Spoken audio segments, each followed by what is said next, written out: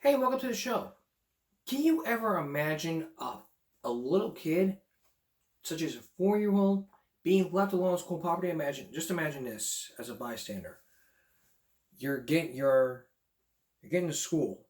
You usually work for the school. As a school employee, you're getting to school on time, and you look at the child's going, "What are you doing out here? I got dropped off. No one was there, and they should have left, and they left me. Oh, no problem. I'll let you in." That's exactly what happened. There is now a video of that incident that happened. A new video that shows a 4-year-old dropped off at the school all alone. It's just simply dropped off, leave. When I first watched this, I'm like, this is just ridiculous. You don't ever do that. Take a look. It's just a shocking what you see. A 4-year-old boy walking alone after his daycare dropped him off at school unsupervised. I was just in shock to see that video because I really trusted the daycare, especially the director. Joey's mom, Melissa Luna, 1 week after seeing her son walking alone outside of Griggs Primary last Wednesday. Aldine ISD released the video to KPRC2 showing the moment the daycare bus driver dropped off Joey roughly 10 minutes before the school's doors were scheduled to open. Two teachers eventually show up. They brought Joey inside. But as we've reported, the driver, then employed by La Petite Academy on Benmar Drive, insisted Joey was not abandoned. An alibi video confirms was not true. In a statement, a spokesperson for La Petite Academy said, quote, "Nothing is more important to us than the safety of our children," adding that after reviewing the video, quote, "The employee is no longer employed with La Petite." She didn't think about my child's safety, his life. Luna, a single mother, says she has found new daycare for Joey. Still looking for younger brother, though, but says Joey, who shows signs of autism, remembers what happened. In Spanish, she pointed out that, that he was left alone and that the door was closed. One of the many cameras that surrounds Griggs Primary. Meantime, Miss Luna says that she does have complaints in with Aldine ISD police, also the state regarding this matter, investigations that continue tonight. Reporting from Greens Point, I'm Brandon Walker, KPRC2 News. Here's a fact behind this case. If you are employed with the daycare system, and dropping off kids, you need to be trained on what to do. Like if there's no one there, you need to be staying at the area. You don't just go, "Have a nice day," boom, boom, boom. No, you need to stay in the area. Stay at the area. Do not drive away from the area. Do not drive to another area. You need to stay in that area. Stay in the area until an administrator comes by. If there are no administrators coming by, you need to have the child sit right back on that bus until an administrator comes by, or an adult. And in that case here, I'm glad there was another employee there, the employee of the school, the primary school actually. But there are dozens of cases about children being left alone.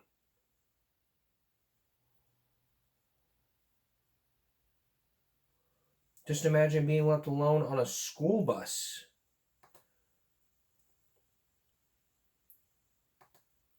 At the library. Isn't it shocking? Is that shocking to you? Not until you see this story. Take a look. Jaden Benjamin is a happy 8-year-old boy. He also has autism and is nonverbal. Last month, as he was on his way home from a summer program at PS 188 in the Bronx, he got dropped off at the wrong stop. The bus matron who was in charge of his care just left him, alone and confused, at the Moshola Public Library in the Bronx. There was no one at the library to pick up Jaden. Jaden had been dropped off there before, but since April, that had not been Jaden's stop. Surveillance video obtained by Pix11 shows the bus matron dropping off the child. You can see the library security guard at one point try to stop her, but she just leaves. Jaden is left playing by himself in the corner of the room with no way to communicate. She went in, she dropped him off, and she left. That was it. I couldn't believe it. Fatima El Amin is Jaden's mom. Anything could have happened to him. You know, it takes 5 seconds for someone to literally walk out with him. He would have went. He would have went. He can't talk. He can't say, hey, I'm Jaden. Hey, who are you? Because her child is autistic and unable to communicate with strangers, she has a GPS monitoring device, AngelSense, which alerted her that Jaden was at an unknown location. She quickly left work and headed for the library. In all, Jaden was left alone in the library for almost an hour. 51 minutes of it I watched. She confronted the bus matron at the school, who works for Pride Bus Corporation based out of Brooklyn. I asked her, why would you leave my son, and I had Jaden with me by himself? And she said it wasn't her fault. The company, contracted by the city, responded saying they are investigating, and El Amin says she never received an apology from them. The school principal told El Amin they accidentally used an outdated document with the wrong drop-off location. The city's Department of Education, in a statement, said in part, this troubling incident was immediately reported and is currently under investigation. If I didn't have that device, I would have been lost. I'm Cristian Benavides, Pix 11 News. So that's the whole case here. Don't leave your child alone. And I'm glad that parent did the right thing by having a tracker on him, which is a good thing. Coming up next, one inmate's shocking secret as we continue to look at the lost children behind bars. Then later, more about these children being left alone on school bus. Then a bit later, Then later, children being left alone on the school bus. Stay with us. Yesterday, I brought you the story of the lost children behind bars, to where we met some inmates who have adult-sized rap sheets. One assaulted someone with a knife. Another shot a person. Another was charged for the drive-by shooting. Another had truant conduct. All of those things is why they've been brought to the Arizona's Juvenile Correction Center in Arizona. But there's still more to this story. Tonight, we're going to hear more from one inmate who has a very shocking secret she now tells us after all those years. Once again, here's Chris Cuomo.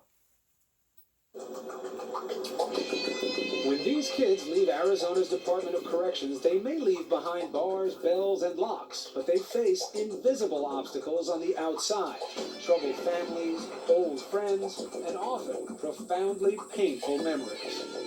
For me, it's been a big change. Like, it changed my life completely around. I did a whole 360. After 3 years of intensive therapy and life on the inside, Geraldine is moving on. She's just had her final meeting with the Superintendent Review Board. I always had the fear in the back of my head saying I'm not leaving. But, I've come this far, and at my board, they had nothing but nice things to say. I was like, oh.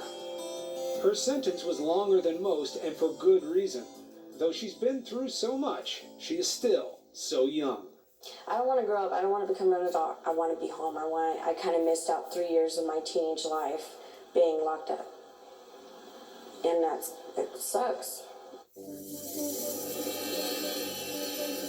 Geraldine was just 6 years old when she was molested by her mother's boyfriend.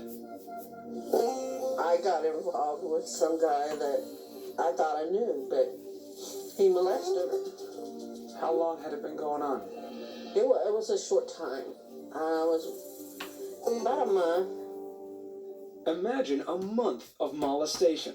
The damage was profound. Young Geraldine lost her innocence and when still just a child began a cycle of petty crimes, substance abuse, and truancy. Started doing drugs, meeting different people, doing alcohol, staying up late, not coming home. But then, Geraldine's behavior turned darker. At just 13, she committed an almost unthinkable act. I heard the kids in the back room playing. Then all of a sudden the door shut. I opened the door and there they was laying in the corner. I'm Geraldine, I'm 17, I'm here for child molestation. I had a sexual encounter with my 6-year-old nephew at the time. Geraldine may never fully understand why she did what she did. After years of therapy, she merely seems to parrot the professionals. I was only thinking about myself and my wants and needs and desires. I was just focused on hurting them. And I hurt myself too. 5 pills. Like most of these kids, Geraldine will need medication and therapy for years to come. She will be returning to a hard life in a cramped trailer with her mother, Sherilyn. Hey, don't worry about the closet, don't worry. They want us to have twin beds, but I don't have the money to buy twin beds, and it's big enough for 2. I miss her so much, we just hug each other and we fall asleep. Sherilyn has a severe heart problem that makes keeping house and working near impossible. She's counting on Geraldine to find a job and help pay the $435 a month rent. A lot of pressure for a young girl still trying to figure herself out. Ashley, too, is only days away from her chance to go home. Ashley has softened in just the short time she's been here. Now she's eager to discuss her emotions and share letters and poems she's addressed to others, but written for herself. When you go back and read what you have written, what is that like for you? It's hard because it brings back memories I don't really want to be brought back up. Give it a go. Let's see what you got. Words written to the father who abandoned her. You're someone who was supposed to be there and supposed to care. Instead, you walked out of my life and never looked back. You try to make contact, but now I'm the one who turns away. I'm the one who has walked out. And I can honestly say, I'll never come back in your life. You gonna send him that? I don't have his address and I don't talk to him, so I don't know. Do you think that you're bad, or do you think that you're hurting? I don't feel that I'm bad, but I know that what I do is wrong, and most of the time I do it because I'm hurting. Paint a picture for me of what would be the dream end to this. To get out and not have to look back. From dream to reality, her Superintendent Review Board, where Ashley makes her case for freedom. Before, I didn't really care about what happened to me, but now, being away from my family, I know that they care about me and that they want me to just be successful and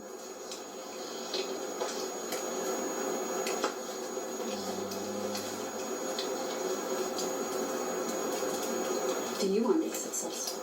yeah, For who? for me. For you. But will she be able to succeed if she goes back to a toxic home life? Her only buffer will be the love of her grandparents, who've become her legal guardians. Grandpa's there by her side. Grandma's on the phone offering support.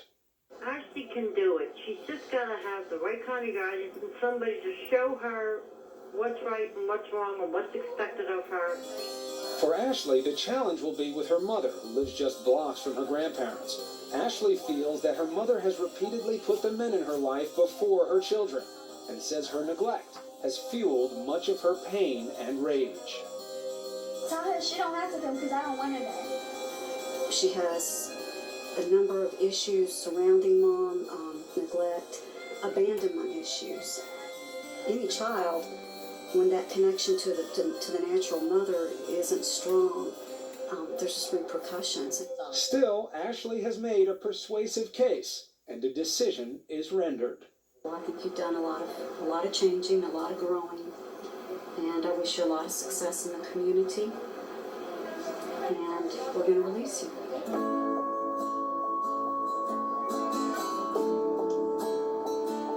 We're conditionally released. You're going to be on parole, and you're going to leave Sunday. Love you, Grandma.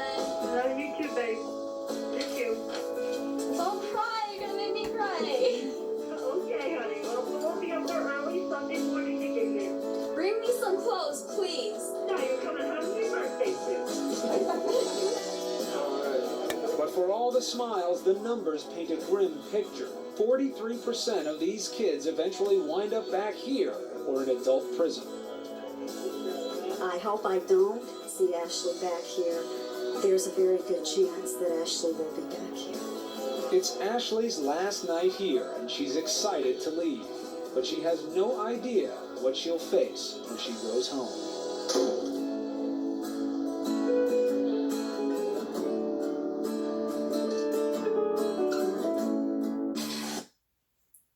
Well, that's a good way to start to end on.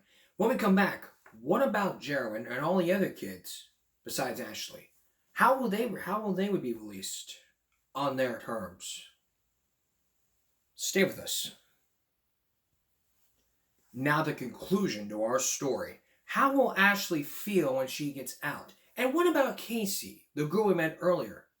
You're about to see new beginnings for little Casey as she starts to have a baby. Now remember, when she was in prison, she was pregnant at the time. What's going to happen then? And what about all the other prisoners who are in that juvenile correction center? What's going to happen to them? New updates will be on the rise. Here again, Chris Cuomo.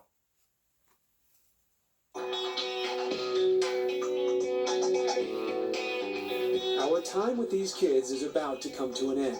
It's been quite a journey, and now we flash forward a full year since you last saw them, and a lot has changed. We begin with Casey. As you'll remember, she dedicated her time in corrections preparing for this moment. I'm gonna be having a girl, and her name's gonna be Emily Renee. After 8 hours of labor, Emily Renee is born, 8 pounds, 21 inches, and healthy. For Casey, she is the living hope for a better future. At first, the baby had to sleep at her grandmother's house, while Mom remained locked in a cinder block cell 15 miles away. This is her when she was about a week old. That's one of the ones that were done in jail. I see you smiling. Today, Casey and Emily Renee live together, and the teenage father is also still in the picture. And things are changing for the better for Casey and her new family. She's working, completing her GED, and plans to start college in the fall. Like before, my problem was getting high, and she's my high now. I'm afraid if I get high or something, I can't take care of her. So that's one of the reasons why I've stayed clean and I've done good. And I don't know, she's everything to me now. For Jesse, the star of the program, the last 3 years of his life have been all about hope. 911, what is your emergency? Instead of taking away from this world, instead of hurting, I am now giving back and helping. This was home for Jesse until he turned 18. 85% of releases come this way. It's called aging out of the facility. And it's a moment Jesse has waited for a long time. The moment I'm facing the gate and I hear the call for the gate to open, and before me I see a horizon without fences, and I'm experiencing freedom for the first time in such a great while that I fall to my knees and I begin to cry because I don't remember what it's like. No, after you. I mean, it was just question. But for this standout kid, re-entry has gone well. He visited me in New York City. This time, we were on my home court. I'm excited, just to be able to have, my freedom of thought and to make my own decisions. That's exciting. You're not rushing into anything, though. No, trust me, I got my stuff, organized. If I'm not ready, I'm not going to have a kid until near 30, because I want to make sure that everything is ready, that this kid can come into my life and have everything that the child needs. And everything is going according to plan for Jesse. He moved to upstate New York and is living with family, and now working at a sporting goods store. He plans to start college in the spring. Yeah. But there is always that inevitable question. Why were you in jail? And I'm like, well, when I was 14, I was playing around with a gun, and I shot and killed someone I cared for. But you do have to get past that, right? Because you're already much more than what you were when you were 14 on one night, one set of decisions, a lifetime worth of consequences. I've been through the worst struggles, and I've made it, and I've come out stronger than I was before. So I need to use that and move on. I was put on this earth for a reason. It wasn't to be bad. It was to do what I have to. Not go to jail. But unfortunately, Conrad would wind up in jail. First came adult jail, and then adult court to face outstanding charges for breaking into cars. Conrad claims he was just the lookout. They shackled me, searched me, and handcuffed me and put me in the van. His status as a juvenile can no longer insulate him, because he's now considered a habitual offender. From now on, he will face adult prison time. The difference between there and here is there they care for you guys, try to help you, so they can put you back out in the community. And here they really don't care what happens to you. He's in a man's world now, a reality that is sinking in. Because if I go to prison because of my size and stuff, it could be easy for them to handle me, and I don't want that to happen. All right, Sarah, Mr. Whitman, your part looks like it's Conrad has won one more chance. After a week-long trial, the jury found him not guilty. He's now back home with his family, trying to earn his GED and staying out of trouble. He'll be 18 in September. For all these kids, the key is finding the right path. For Geraldine, that meant graduating from trade school. I like doing stuff with my hands, not sitting at a desk behind a computer being bored. And despite some ups and downs, she's been complying with the rules of her parole. Special recognition award from Tucson Juvenile Parole Resource Center. Says for continuing success in the community and becoming a positive role model. Geraldine has moved home with her mother, who's been anxiously awaiting her return. They even have a community swimming pool to escape the Arizona heat. A place to dream about the future. I'm going to try to accomplish what I planned. Go to New York, get a car, get a nice education. I want to go to college. A lot to accomplish for a young woman, especially while taking care of her sickly, unemployed mother. Just 19 days from adulthood, Geraldine hints at her burden. She's the mom, I'm the daughter. I did the job of both of us. And it's just time for me, grow up and take care of myself.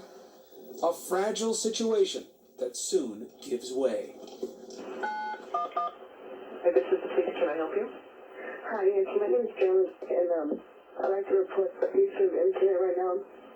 19 days later, a 2 a.m. phone call to the police. I just turned 18 years old, and she's still hitting on me, so I can stop her in the face and continue to what can I do that? So she's been hitting you? Yes. Today? Just a couple of minutes ago. Okay. I'm having officers respond out to you. Geraldine was arrested for domestic violence, seen here in court just last month.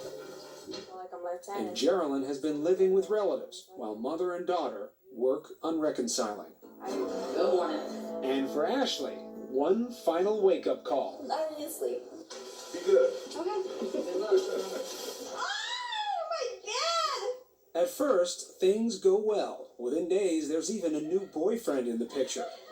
But then, an old demon resurfaces.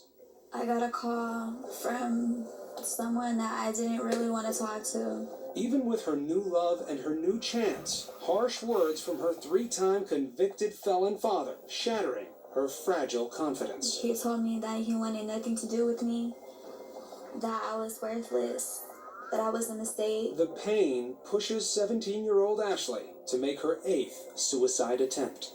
After I got off the phone with him, I went in the bathroom, got 2 or 3 bottles of pills and started taking them. I wanted to die. I wanted it all to end. Like so many of the girls we've met, Ashley is desperate to be loved and to give love. She repeats the cycle of becoming a teenage parent herself. Soon, her boyfriend is not the only man in her life. I'm gonna give my baby everything that my mom couldn't give me. It's not an easy dream to live out, but pregnancy does help keep Ashley out of trouble. Just 2 days before her graduation, Ashley gave birth to 7-pound, 7-ounce Joshua David, a biblical name that suggests a calling to overcome. Her son's birth wound up being the perfect graduation gift. In spite of everything, she's changed her life and was just released from the hospital, we understand, today. And she has said that she was not going to miss her graduation. Ashley, would you please come up and receive your presidential scholarship? She is off to college and off drugs. The hope is that she and all of these kids have their best days in front of them. This has been one of the better weeks I've had in a long time. Probably the best. And it was probably the best. I'm really glad I got to share this story with you because there is hope out there for people like you. So if your child is experiencing stuff like this, I mean, these correction centers can be really great for the child. Not like High Plains. In High Plains, it's all like falsifying documents.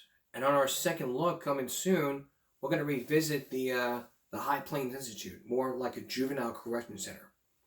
Unlike this one, which they do good. When we come back, children left alone on a school bus. Then FMBS. Stay with us. Where do you draw the line between parents keeping their children safe and schools keeping students safe? This is where the line's drawn. Parents have to make sure their child is safe by providing them with food, clothing, educational opportunities, medical care, and food. That's the whole thing. But for school districts, often 50% of the time, it happens. This happened 3 years ago at this parking lot right on Bemis Road. This is Childs Elementary. That spot is to where a school bus was stopped in the middle of the parking lot and the child was left all alone. Just all alone for 2 antagonizing hours.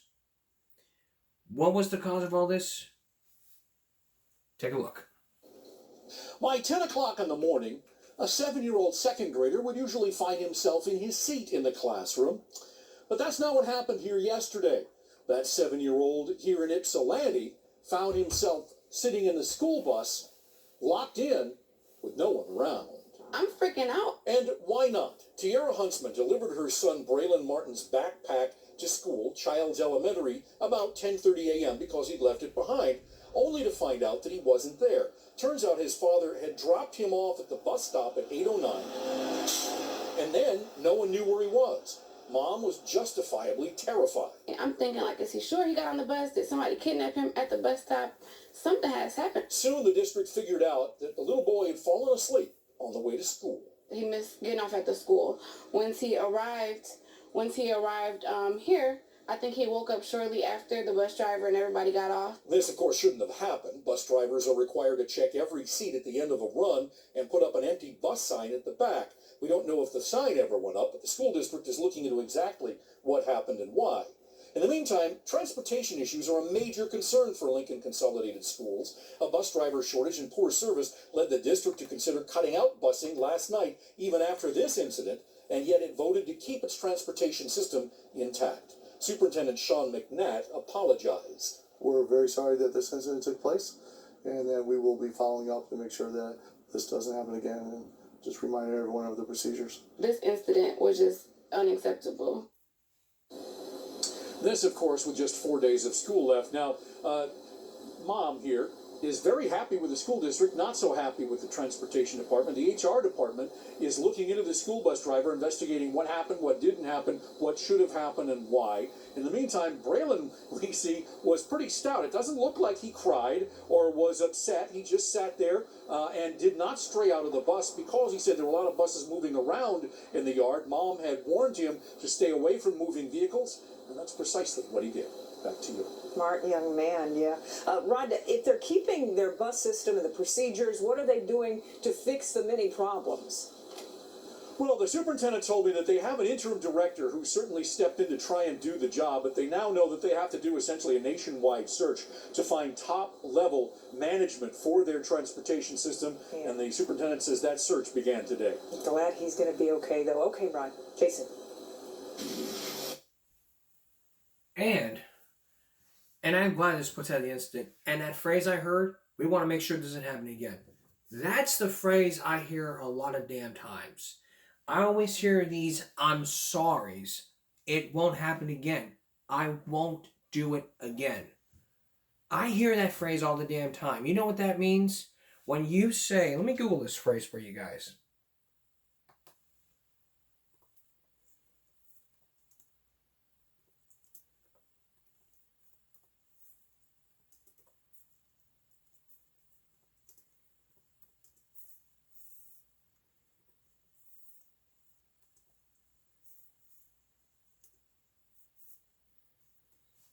The definition of that phrase is as such. I won't do it anymore. To me, it implies you've been doing it a lot. When you promise you won't do it anymore, while I won't do it again implies you've done it once before. So if you've done it once before, you got to promise yourself that you won't do it again, because that incident you see in the news, that's going to lead you to think, wait a minute, we can't do this again, otherwise we're going to be getting caught again. Now there's another phrase.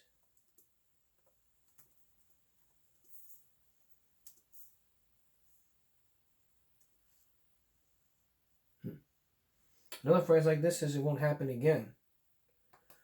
That's the phrase they say to their bosses.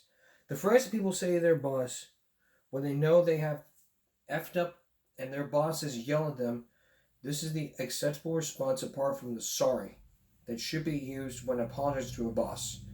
The harshness reasons can vary from being late to shredding a court case report. The result is always the same. The accused embarrassed and flustered. The boss pissed off, saying it better not, and the rest of the workers staring at the accused. An example of this would be, hey Gary, have you seen the Johnson parking ticket case? It was on my desk. Was it the corner of the shredded pile? That was Gary. Yes, have you seen it? I kind of shredded it. You did what? But it was on the shredded pile. Always ask me when you're going to shred something. Now go to the shredder, take all the paper from the file and stick it back together. I'm sorry, Mr. Stevens, it won't happen again. It better not. Now, when you hear that phrase, you think it's going to happen again? Probably not. Probably so. Because they're going to go out and do it again. Until they realized, I effed up, I won't ever do it again. But I am glad. But I'm not glad that phrase is being used. There is no, it won't happen again, I won't do it again. There isn't none of that. We've lost common sense. And school districts have lost common sense. In this case right here, they've lost common sense because, really, if you see a child left all alone, you need to do something about it. You cannot be sitting there just walking away and saying, I want nothing to do with this. It's like there's a fight. You see a fight, you don't just walk away. You step in and break up the whole fight. Like when you plan on going in a crack house. You don't go with one plan, you go with a bunch of plans. You have to have a plan put in place so that way this doesn't happen again. And there's always a plan B happening. If plan B fails, come with a plan C, D, E, F, G, etc. If it's the last resort, hire experts to weigh in on this, and they can say, well, so and so. That probably ain't the case with our next story. In this next story, which was about a month ago, a 7-year-old child, this child was left alone for hours on the school bus, similar to this story. Take a look. To a story that you'll see only here on NBC 10. A boy fell asleep on his school bus and was left on the bus, in the bus yard, alone in the cold for hours. The school district says it was a major breach of their safety practices. NBC 10 Delaware reporter Tim Furlong spoke with the boy, his mom, and the school district today. Nobody was on the bus. After falling asleep on his Colonial School District bus Monday morning, Jermaine woke up in the bus yard alone on an empty bus. I'm crying. You were crying? Mm-hmm. He sat there for hours alone, not knowing what to do. He had a phone, but Mom hadn't paid the bill, and at 7 years old, he didn't know he could still call 911. An alert mechanic passing by the bus spotted Jermaine around 2 o'clock in the afternoon, not long before the bus would have gone back out on the streets. And the boy come up and say, "Where you supposed to be?" I said, "Newcastle." And he said he worked for the bus company, and he took me to the building. The Colonial School District policy is to take attendance first thing in the morning and send out an automated call to families if their child isn't at school. The first call I got was at 2:38. Mom says the first call she got from Newcastle Elementary was in the afternoon. She hadn't even known Jermaine had been missing. She called NBC 10 because she wants all bus drivers and schools to use her family's story as a wake-up call. To check the buses when you get off, no matter the school ages or anything. Check the buses when they're getting off. The Colonial School District says that's exactly what was supposed to happen and exactly what their substitute driver did not do. That driver is now on leave pending the outcome of the investigation. This was a major breach of our safety protocol, so it is a personnel issue that I really can't comment on further, but it is taken fully in all full seriousness, and of course we've already started the review with the rest of our staff to ensure that this does not happen again. The district couldn't be any more clear. Even though Jermaine had fallen asleep, this was a bad mistake by their driver. They make zero excuses. They and Mom hope Jermaine will eventually get back on a bus. Gonna give it another try? But you can see he's not there yet. Said to me at night when he was getting his clothes out for the next day for school, "It's Mom, I thought I would never see y'all again." In Newcastle, Tim Furlong, NBC 10 News. And I hope these stories are a wake-up call for you bus drivers out there. So the next time you gotta do a sweep on the bus, not just with a broom. Check seats, making sure there's no kids. If you feel like the bus is empty, only if you feel like the bus is empty, you need to have that empty bus sign on the back of the bus. That way the district knows. These stories right here are wake-up calls for you. You need to, and you also, and all bus drivers out there, you've had to train substitute bus drivers. Put out an index card with a list of saying what you need to do. Do not leave children unattended. Don't leave them alone. Always have the bus empty sign on the back of the bus, and always check. If you don't check, you're going to notice there's a kid right there and go, "Where are you supposed to be?" In class? "What are you doing back here? You forgot me." I'm going to play you a... I don't want to get copyrighted, but I'm going to describe to you what happened. See, if I play you a clip of 2.5 Men, they're going to demonetize me. They're going to have this video blocked, and I cannot have that. Like the Expelled video. When we talk about Expelled, let me tell you guys this. We were doing a Expelled video. I was doing an Expelled video for the show, and I was going to play, and I'm going to play you guys an example from the movie Expelled. But then YouTube was after me for using the video that I bought. I bought the video. I bought the movie with my own money. $13 on YouTube. I bought the movie, so I should just have the right to just use it for educational purposes. But they were after me. YouTube's after everyone. So I really hope these stories really catch on a nerve. And help you bus drivers out, future bus drivers understand you can't leave children unattended. Otherwise, this will be a story you'll see on the show and on the news. We'll be right back. Do you ever buy DVDs or Blu-ray discs? Do you ever wonder about the packaging when it comes in? The little security stickers? We're not focusing on that today. We're talking about the startup menus, the packaging of the DVDs, those little open and shut cases, the box sets, everything. Well, James Wolfe hates those things, and it's part of our FMBS, Few Minutes of Bullcrap. You know what's bullshit? DVDs. I already talked about the excessive packaging and security stickers, but there's so much more wrong with them. With any TV series or movie sequel sold together, they're guaranteed to fuck it up. The first issue is the packaging. It seems like a game. How many boxes can we fit the DVDs inside? Do we really need all this? And second, this is the James Bond series. Why couldn't it start with the first movie and work its way to the end? Was there any reason to rearrange them in any order they please? A regular consumer might not even be aware of the order. So here's what I do. Throw the boxes in the garbage and fix the DVDs in the right order. Now that's the way it should be.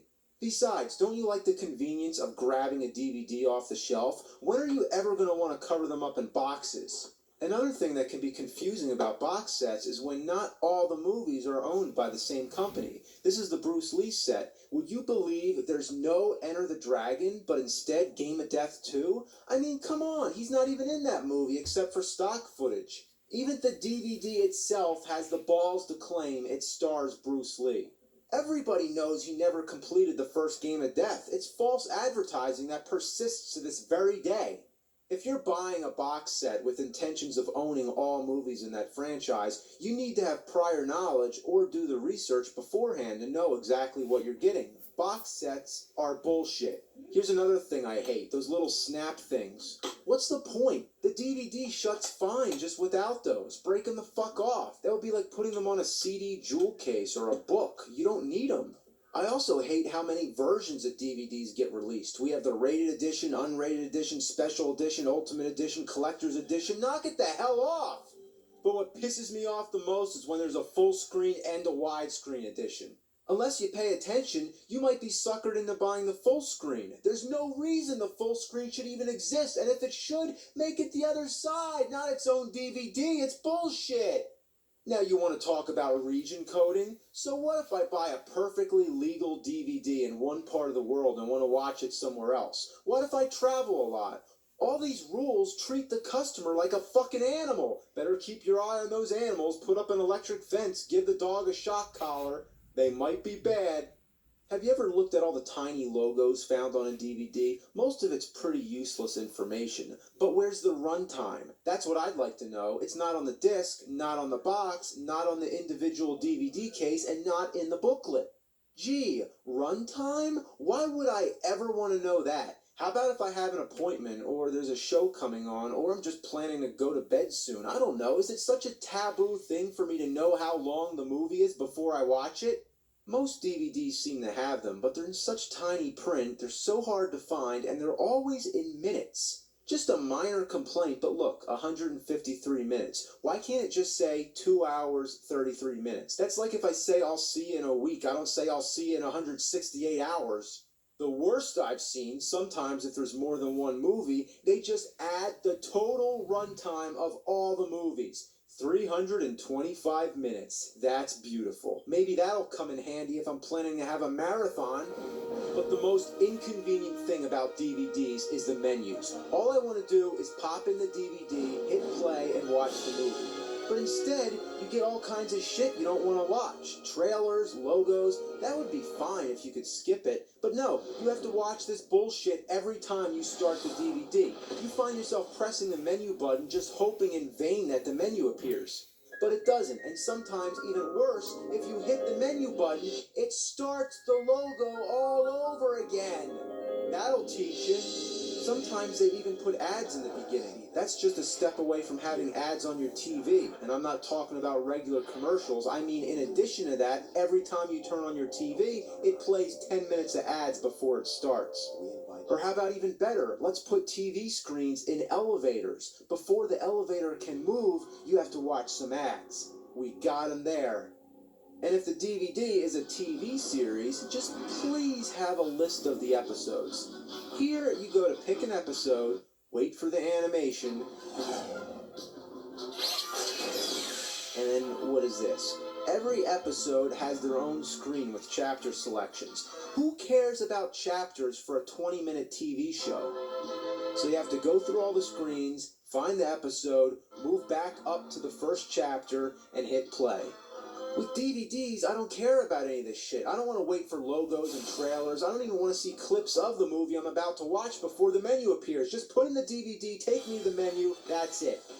With VHS, you had to rewind, sure, but at least there was nothing prohibiting you from fast-forwarding to the movie. And that's another thing I miss. You get that fuzzy line at the top, but isn't it better than that stuttering digital fast-forward we're so used to today? You get that awesome telephone dial sound in the beginning of the tape. Okay, that's just weird, but the best part, no matter where you stop, you can always start the movie exactly where you left off. And DVDs fuck up way more than VHS. With analog tape, it deteriorates gradually. Worst scenario, it may get caught up in your VCR, but DVDs, once they start skipping, they're never the same.